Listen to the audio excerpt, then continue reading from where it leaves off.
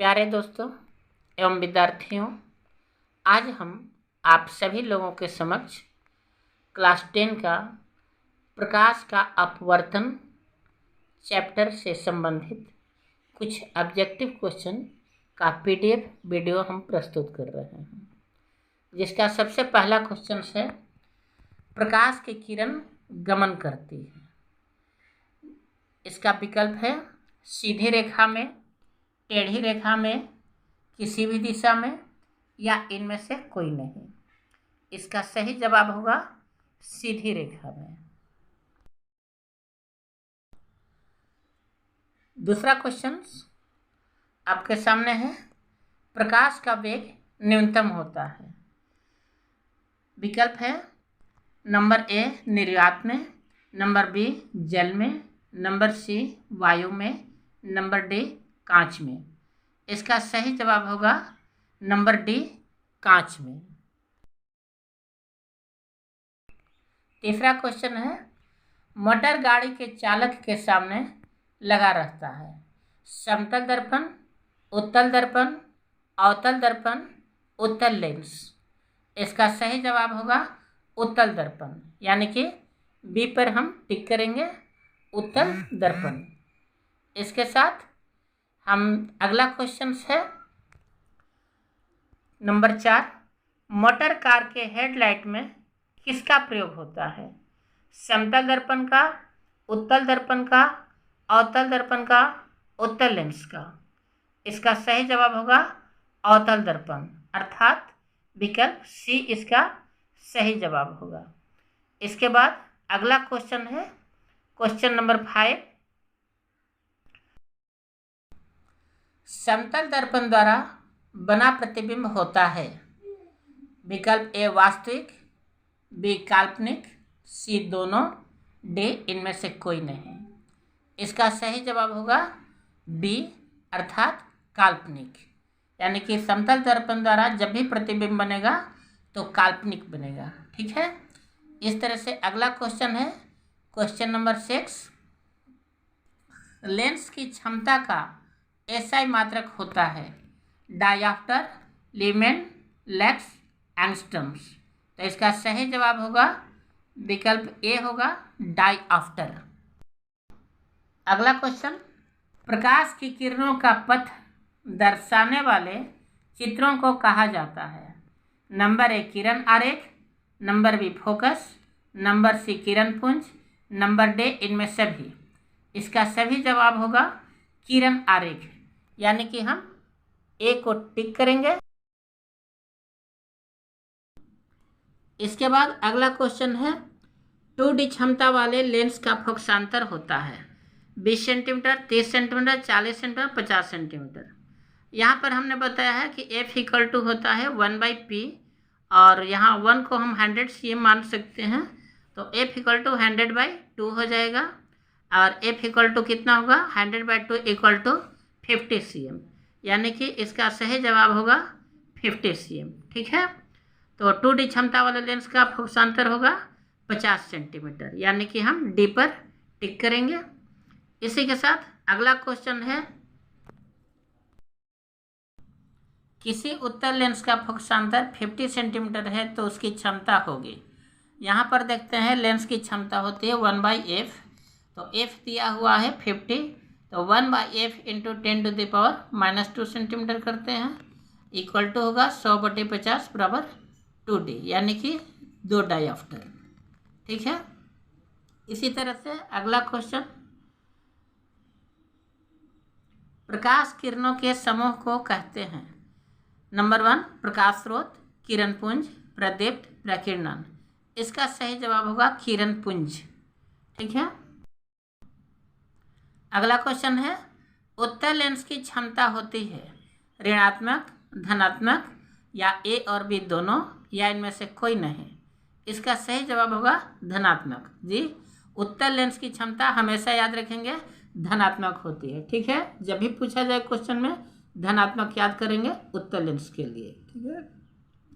इसी तरह अगला क्वेश्चन है क्वेश्चन नंबर 12, यानी कि 12, अवतल लेंस की क्षमता होती है नंबर 1 ऋणात्मक, 2 धनात्मक, ए और बी दोनों, इनमें से कोई नहीं। अभी हमने बताया उत्तल लेंस की क्षमता धनात्मक होती है, तो अवतल लेंस की क्षमता ऋणात्मक होगी। याद रखेंगे हमेशा उत्तल लेंस की क्षमता हमेशा धनात्मक होती है और अवतल लेंस की क्षमता हमेशा ऋणात्मक होती है, इसलिए इसका सही जवाब होगा ए यानी कि ऋणात्मक। इसी तरह से अगला क्वेश्चन हम लाते हैं आपके सामने, क्वेश्चन नंबर 13।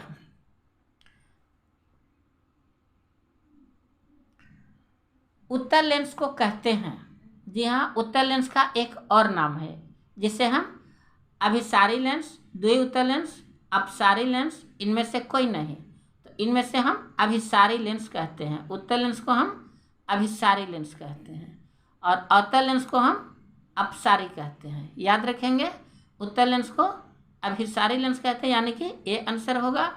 और इसी तरह से अगला जवाब होगा मेरा, अवतल लेंस को क्या कहते हैं, तो अवतल लेंस का जवाब होगा अपसारी लेंस। इसमें दिया हुआ विकल्प अभिसारी लेंस, द्विअवतल लेंस, अपसारी लेंस, इनमें से कोई नहीं। तो अभी हमने बताया कि उत्तल लेंस को हम अभिसारी कहते हैं और अवतल लेंस को अपसारी लेंस कहते हैं, इसलिए इसका सही जवाब होगा विकल्प सी यानी कि अपसारी लेंस। अगला क्वेश्चन है, निम्न में से कौन सा पदार्थ लेंस बनाने के लिए प्रयुक्त नहीं किया जा सकता है। नंबर ए है जल, बी कांच, सी प्लास्टिक, डी मिट्टी। याद रखेंगे इसमें मिट्टी ऐसा है जो कि लेंस बनाने के लिए प्रयुक्त नहीं किया जाता, तो सही जवाब होगा डी यानी कि मिट्टी। अगला क्वेश्चन है, किस दर्पण से हमेशा वस्तु से छोटा प्रतिबिंब प्राप्त होता है। विकल्प है ए समतल, बी उत्तल, सी अवतल, डी कोई नहीं। इसका सही जवाब होगा उत्तल, यानी कि उत्तल दर्पण में हमेशा वस्तु में छोटा प्रतिबिंब प्राप्त होता है। इसको याद रखेंगे, हमेशा छोटा प्रतिबिंब उत्तल दर्पण में बनता है। ठीक है, इसके साथ अगला क्वेश्चन नंबर 17, किस दर्पण से वस्तु का बड़ा प्रतिबिंब बनता है। इसका है विकल्प समतल, अवतल, उत्तल, कोई नहीं। इसका सही जवाब होगा अवतल, यानी कि अवतल दर्पण में प्रतिबिंब बड़ा होता है और उत्तल दर्पण में प्रतिबिंब छोटा होता है। इस बात को याद रखेंगे, तो इसका सही जवाब होगा बी यानी कि अवतल। तो अगला क्वेश्चन से क्वेश्चन नंबर 18, प्रकाश के परावर्तन के कितने नियम हैं। Number A 1, 2, 3, 4। तो हम आपको बताए हैं क्लास में कि प्रकाश के परावर्तन के 2 नियम होते हैं, इसलिए इसका सही जवाब होगा विकल्प होगा बी यानी कि 2। प्रकाश के परावर्तन के 2 नियम होते हैं। इसी तरह से अगला क्वेश्चन से 19, जब प्रकाश की किरण हवा में कांच में प्रवेश करती है तो मुड़ जाती है। अभिलंब से दूर, अभिलंब के निकट, अभिलंब के समांतर, या इनमें से कोई नहीं। हम जानते हैं कि जब प्रकाश की किरण हवा से कांच में प्रवेश करती है तो अभिलंब के निकट की तरफ मुड़ जाती है, यानी कि सही जवाब होगा बी अभिलंब के निकट। अगला क्वेश्चन है, फोटोग्राफी कैमरा का अभिदृश्यक होता है उत्तल लेंस का, अवतल लेंस का, उत्तल दर्पण का या अवतल दर्पण का। इसका सही जवाब होगा उत्तल लेंस, यानी कि फोटोग्राफी कैमरा में उत्तल लेंस का अभिदृश्यक होता है। ठीक है, यानी कि सही जवाब होगा ए उत्तल लेंस। अगला क्वेश्चन, साइड मिरर के रूप में प्रयुक्त होता है अवतल दर्पण, उत्तल दर्पण, उत्तल लेंस, प्रिज्म। इसका सही जवाब होगा उत्तल दर्पण, यानी कि गाड़ी में साइड मिरर के जो होता है वो उत्तल दर्पण होता है, इसलिए इसका सही जवाब होगा उत्तल दर्पण। बी पर हम टिक लगाएंगे। अगला क्वेश्चन है, एक अवतल दर्पण की फोकस दूरी 10 सेंटीमीटर है तो उसकी वक्रता त्रिज्या होगी ए 10 सेंटीमीटर, 20 सेंटीमीटर, 5 सेंटीमीटर और 40 सेंटीमीटर। तो हम जानते हैं कि वक्रता त्रिज्या जो होती है फोकस दूरी की दुगनी होती है, इसलिए इसका वक्रता त्रिज्या कितना होगा 20 सेंटीमीटर, इसलिए सही जवाब होगा बी 20 सेंटीमीटर। ठीक है, इसी तरह से अगला क्वेश्चन हम चलते हैं, क्वेश्चन नंबर 23 है, निर्गत किरण एवं अभिलंब के बीच के कोण को क्या कहते हैं? आपतन कोण, परावर्तन कोण, निर्गत कोण या इनमें से कोई नहीं? तो इसका सही जवाब होगा निर्गत कोण, यानी कि निर्गत किरण और अभिलंब के बीच के जो कोण बनता है उसको हम निर्गत कोण कहते हैं। इसका सही जवाब होगा सी, निर्गत कोण। अगला क्वेश्चन, सरल सूक्ष्मदर्शी में किसका उपयोग होता है? अवतल दर्पण, उत्तल दर्पण, अवतल लेंस, उत्तल लेंस। इसका सही जवाब होगा उत्तल लेंस, यानी कि सरल सूक्ष्मदर्शी में उत्तल लेंस का उपयोग होता है। इसका सही जवाब होगा डी, उत्तल लेंस। अगला क्वेश्चन, किस लेंस के द्वारा सिर्फ काल्पनिक प्रतिबिंब बनता है?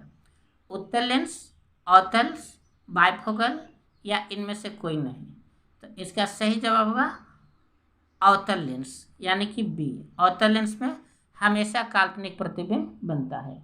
हमारे छात्रगण ध्यान देंगे कि जब भी आए कि कहाँ पर काल्पनिक प्रतिबिंब बनता है तो हम उसका सही जवाब देंगे अवतल लेंस, इसलिए इसका सही जवाब होगा बी, अवतल लेंस में काल्पनिक प्रतिबिंब बनता है। ठीक है, इस तरह से अगला क्वेश्चन, परावर्तन के नियम से निर्धारित होता है। आपतन कोण इज इक्वल टू परावर्तन कोण, बी परावर्तन कोण इज इक्वल टू अपवर्तन कोण, आपतन कोण इक्वल टू विचलन कोण या इनमें से कोई नहीं? सही जवाब होगा बी, परावर्तन कोण इज इक्वल टू अपवर्तन कोण। ठीक है, इसी तरह अगला क्वेश्चन 20, काल्पनिक प्रतिबिंब होता है सीधा, उल्टा, दोनों या कोई नहीं? सही जवाब होगा सीधा, यानी कि आंसर ए, काल्पनिक प्रतिबिंब हमेशा सीधा होता है, इसलिए इसका सही जवाब होगा ए। अगला क्वेश्चन, लेंस में मुख्य फोकस की संख्या कितनी होती है?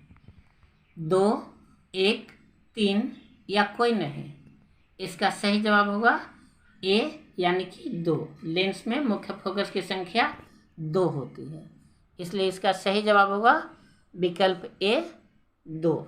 ठीक है, इसी तरह से अगला क्वेश्चन नंबर 29, सर्च लाइट का परावर्तक सतह होता है उत्तल, अवतल, समतल या कोई नहीं?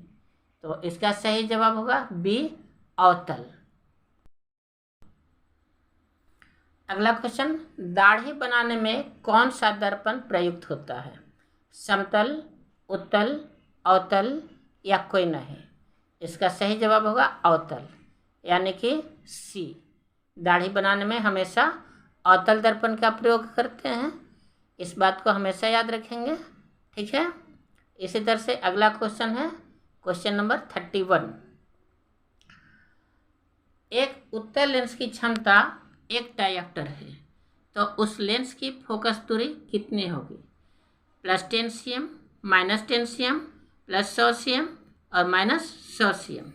तो इसका सही जवाब होगा 100 cm, यानी कि सही आंसर होगा सी। ठीक है, एक गोलीय दर्पण तथा किसी पतले गोलीय लेंस दोनों की फोकस दूरियां -15 cm है, तो दर्पण तथा लेंस की संभवतः है दोनों अवतल होंगे, दोनों उत्तल होंगे, दर्पण अवतल तथा लेंस उत्तल होंगे, दर्पण उत्तल तथा लेंस अवतल होंगे।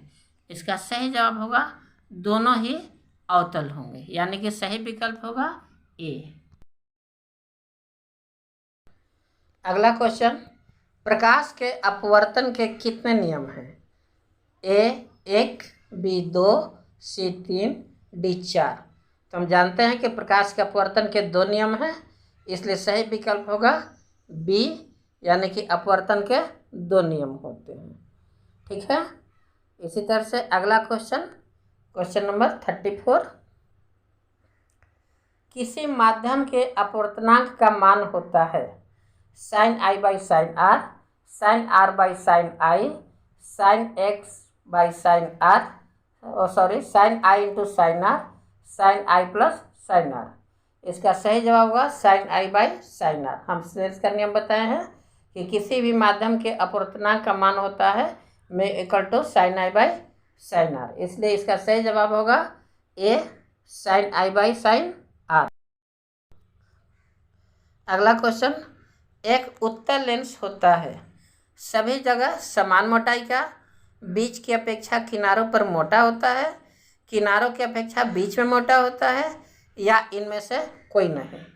तो इसका सही जवाब होगा कि किनारों की अपेक्षा बीच में मोटा होता है। जो उत्तल लेंस होते हैं उसका बीच का भाग उभरा हुआ होता है, यानी कि मोटा होता है, इसलिए सही विकल्प होगा सी, किनारों की अपेक्षा बीच में मोटा होता है। ठीक है। अगला क्वेश्चन, अवतल लेंस का आवर्धन बराबर होता है, आवर्धन को हम एम बोलते हैं। तो इसका है ए यू बाई भी, दूसरा है यू भी, तीसरा है यू प्लस भी, और अगला है भी बाई यू। तो इसका आपको मालूम है कि भी बाई यू होता है, इसलिए एम इक्वल टू भी बाई यू। ठीक है, यानी कि विकल्प डी। अगला क्वेश्चन, गोलीय दर्पण में फोकसांतर एवं वक्रता त्रिज्या के बीच संबंध।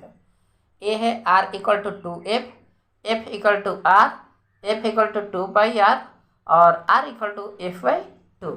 आप जानते हैं कि गोलीय दर्पण में जो फोकसांतर और वक्रता त्रिज्या के बीच में हम सूत्र बताए हैं, तो F equal to R by 2 होता है, और इसलिए आर इक्वल टू कितना होगा 2f, क्रॉस मल्टीप्लिकेशन करेंगे, इसलिए इसका सही विकल्प होगा A R equal to 2f, यानी कि इसका सही विकल्प होगा A R equal to 2f।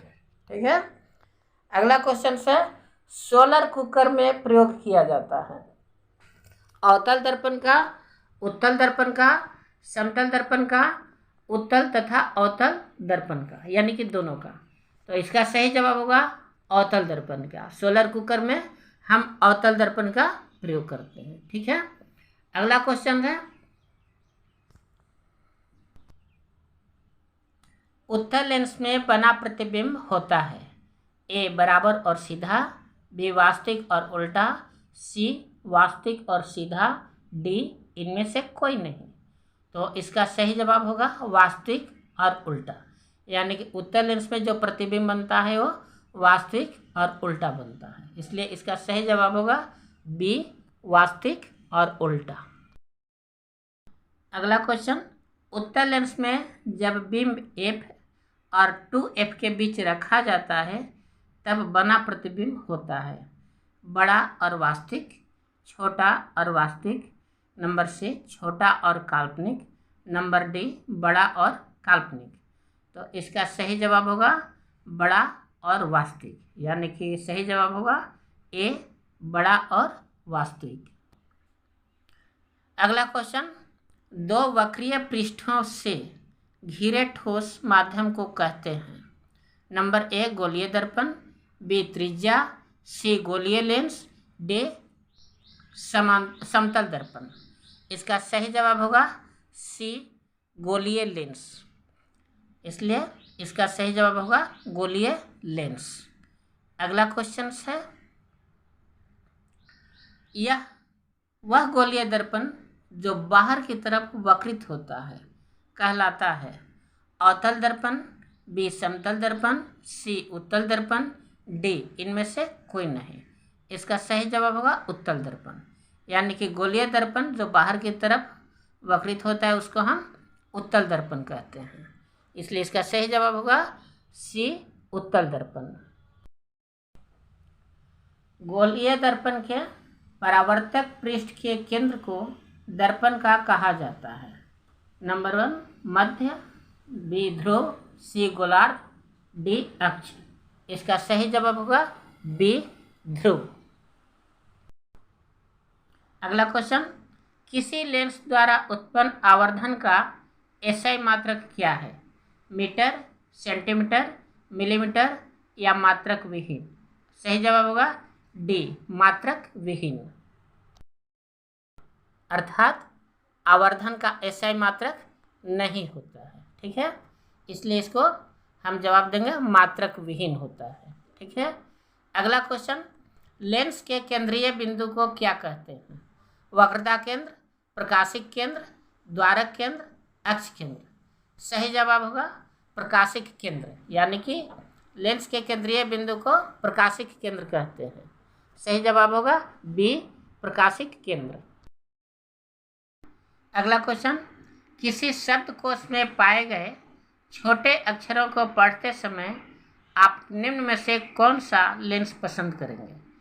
Number A 50 centimetre focus दूरी का अवतल lens, number B 50 centimetre focus दूरी का उत्तल lens, number C 5 centimetre focus दूरी का अवतल lens, number D 5 centimetre focus दूरी का उत्तल लेंस। इसका सही जवाब होगा डी, यानी कि 5 सेंटीमीटर फोकस दूरी का उत्तल लेंस। अगर हम 5 सेंटीमीटर फोकस दूरी का उत्तल लेंस लेते हैं तो हम उससे साफ देख सकते हैं, इसलिए सही जवाब होगा डी। ठीक है, अगला क्वेश्चन है, इनमें से कौन सा दर्पण का सूत्र है? Number A 1/v + 1/a = 1/f, number B 1/u - 1/v = 1/f, number C 1/v + u/1 = 1/f, और number D v/1 + 1/u = 1/f। तो इसका सही जवाब होगा ए 1/v + 1/u = 1/f। हम जानते हैं कि दर्पण का सूत्र होता है 1/v + 1/u = 1/f के बराबर होता है, इसलिए हम इसका सही जवाब होगा ए 1/v + 1/u = 1/f। अगला क्वेश्चन, गोलीय दर्पण का वक्रता केंद्र को किस अक्ष में निरूपित किया जाता है? यानी कि CPOF, यानी कि गोलीय दर्पण का जो वक्रता केंद्र होता है क्या कहते हैं? सही जवाब होगा सी, यानी कि उसका जवाब होगा ए, वक्रता केंद्र। ठीक है, यानी कि गोलीय दर्पण के वक्रता केंद्र को हम सी से निरूपित करते हैं या सी से सूचित करते हैं, इसलिए सही जवाब ए। ठीक है, अगला क्वेश्चन, निर्वात में प्रकाश की चाल है 3 × 10⁸ metre per second, number B 2 × 10⁸ kilometre per second, number C 3 × 10⁹ metre per second, D 3 × 10⁻10 metre per second. तो इसका सही जवाब होगा ए 3 × 10.8 मीटर/सेकेंड, 10⁸ मीटर/सेकेंड होगा। ठीक है, यानी कि सही जवाब होगा ए।